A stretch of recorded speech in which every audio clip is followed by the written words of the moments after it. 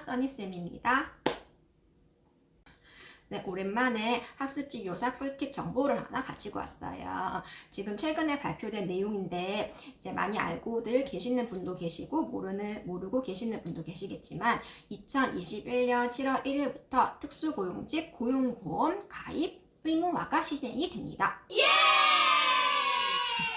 그래서 오늘 제가 말씀드릴 거는 총 4가지로 말씀을 드릴 거예요. 특수고용직 보험 적용 대상이 누구인가? 그리고 두 번째는 그 보험료가 어떻게 산출이 되는가? 그리고 세 번째는 실업급여와 네 번째는 출산휴가까지 제가 공부해본 내용을 알려드릴게요.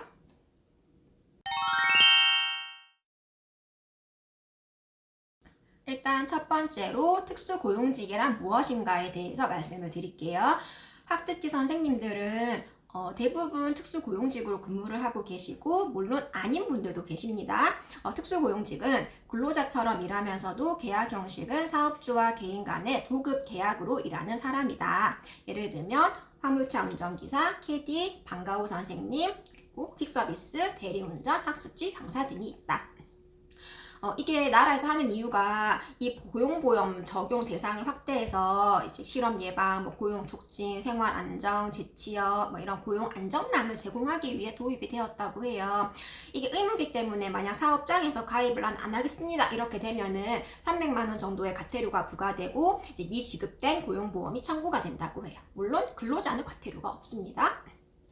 그런데 이게 적용이 모든 특수고용직 분들이 적용되는 게 아니고 이제 저희는 21년 7월부터 적용이 되지만 퀵서비스랑 대리운전 하시는 분들은 2022년부터 적용이 된다고 해요.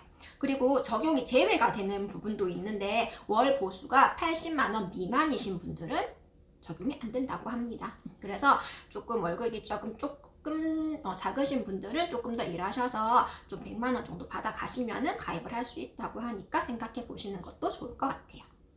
두 번째로 보험료 산출에 대한 문제예요. 보험료는 총 급여액의 1.4%를 적용한다고 하는데 0.7%씩 각각 사업주하고 이제 근로자가 부담을 한다고 합니다. 근데 저희는 급여가 들쑥날쑥이잖아요. 그래서 이걸 어떻게 적용을 시키냐?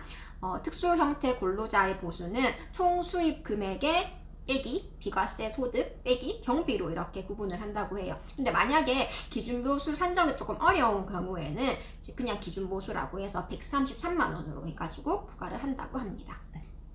다음으로 실업급여에 대해서 이야기를 한번 해볼게요. 실업급여라고 하는 거는 이제 내가 퇴직을 하게 될 경우인데 퇴직을 할 때 내가 그냥 하기 싫으니까 관둬야지 이게 아니고 비자발적인 사유로 퇴직을 했을 경우에 퇴직전 평균 임금의 60%를 최대 270일까지 지원을 해주는 제도를 말하는 건데 이게 이제 조건이 있었겠죠? 첫 번째 조건이 고용보험에 가입이 되어 있어야 한다. 그럼 저희도 이제 고용보험에 가입이 되니까 이게 해당이 되는 건데 여기서 또 중요한 사실이 있어요. 아까 비자발적인 사유로만 지원을 한다고 했는데 실업급여를 저희는 자발적인 이유에도 된다고 해요. 이 자발적인 이유가 뭐냐면은 월급이 너무 줄었어요. 점점점 월급이 줄어서 이 돈 받고 내가 일을 못하겠다. 월급의 감소 때문에 이직을 하는 경우에도 실업급여를 준다고 합니다. 근데 그 조건이 또 있겠죠? 조건은 이제 급여액의 30% 이상 이제 감소가 되었을 때. 그때도 준다고 하니까 이것도 참고하시면 좋을 것 같아요. 그리고 마지막으로 저에게 있어서 제일 중요한 출산급여를 또 지원해 준다고 합니다. 출산급여도 또 조건이 있겠죠? 일단 고용보험에 가입이 되어 있어야 되고요. 그리고 이게 고용보험에 가입이 안 돼 있어도 출산급여가 나오기도 한다고 해요. 알아보니까. 근데 이게 절차가 되게 까다롭고 금액이 한정되어 있어가지고 받는 분들이 드물다고 합니다. 그런데 이제 이 고용보험 가입으로 인해서 이제 출산급여가 지원이 된다고 하는데 이거의 조건은 출산일 전 피보험 기간이 3개월 이상 충족 시 출산이 직전 1년간 월 평균 보수의 100%를 3달간 지급합니다. 이게 상한액이 또 있어요. 최대 200만 원부터 최소 90만 원까지 지원을 해준다고 해요. 선생님들 중에서 출산을 앞두고 계시는 분들도 계실 것 같은데 이런 좋은 제도가 있다고 하니까 참고하셔서 이제 활용을 하시면 될 것 같습니다. 제가 오늘 간단하게 말씀드린 내용은 이제 고용노동부 홈페이지에서 정부 기관에서 하는 거를 바탕으로 제가 공부를 해서 말씀을 드린 내용이에요.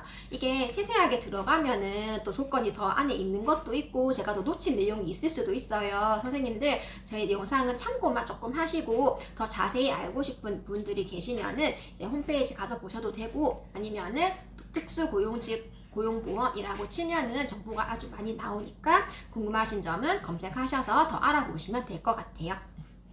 그래서 영상에 많은 도움이 되셨으면 좋겠습니다. 일하시는데.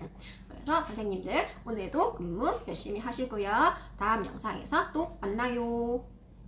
안녕.